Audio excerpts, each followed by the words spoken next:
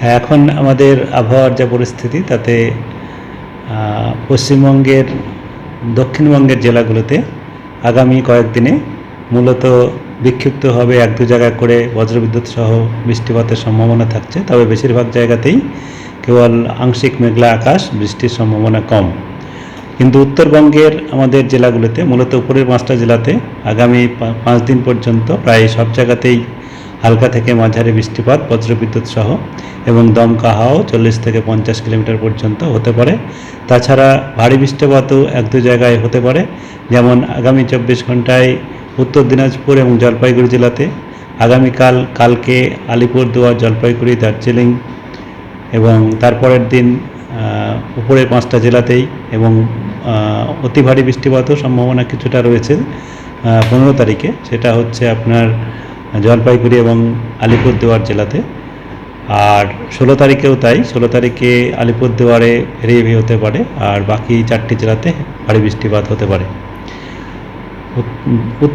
আমাদের দক্ষিণবঙ্গের জেলাগুলোতে মূলত বেশিরভাগ জেলাতেই 1-2 জায়গায় বৃষ্টি হতে পারে। বেশিরভাগ জায়গাতেই, জেলাগুলির মধ্যে বেশিরভাগ জায়গাতেই বৃষ্টিপাত হওয়ার সম্ভাবনা কম।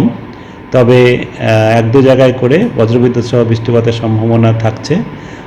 আগামী 24 ঘন্টায় যেমন বেশি সম্ভাবনা রয়েছে মুর্শিদাবাদ, বীরভূম এবং পশ্চিম বর্ধমান। কালকে যেমন রয়েছে মুর্শিদাবাদ, বীরভূম, পশ্চিম বর্ধমান, ঝাড়গ্রাম এবং পশ্চিম মেদিনীপুর, এই জেলাগুলোতে।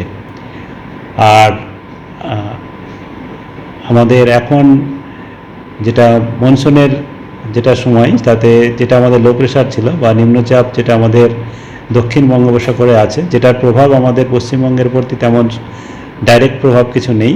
তবে বাতাসের গতি প্রকৃতির পরিবর্তনের ফলে এবং যেহেতু দক্ষিণ বঙ্গোপসাগরে রয়েছে, এর প্রভাবে আমাদের মৌসুমী বায়ু সক্রিয় হচ্ছে আন্দামান নিকোবরের জন্যে।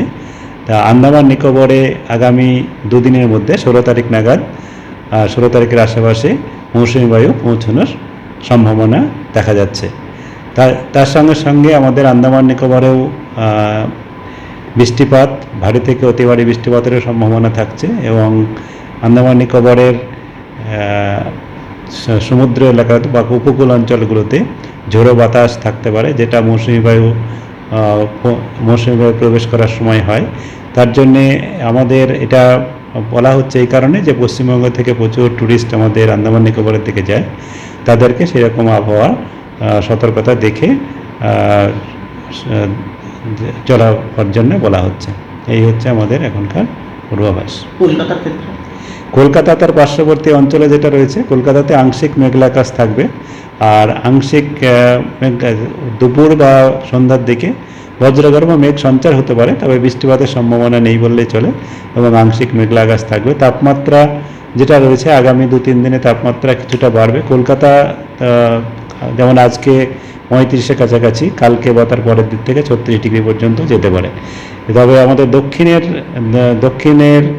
দক্ষিণবঙ্গের পশ্চিমের জেলাগুলোতে তাপমাত্রা কিছুটা আগামী 3 দিনের মধ্যে 3-4 ডিগ্রি পর্যন্ত বাড়তে পারে।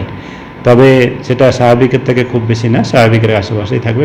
এখন তো আমাদের অনেক জায়গাতেই স্বাভাবিকের থেকে 2 থেকে 3 ডিগ্রি পর্যন্ত কম রয়েছে। আর কলকাতাতে আগামী 4-5 দিন পর্যন্ত এরকমই থাকার সম্ভাবনা।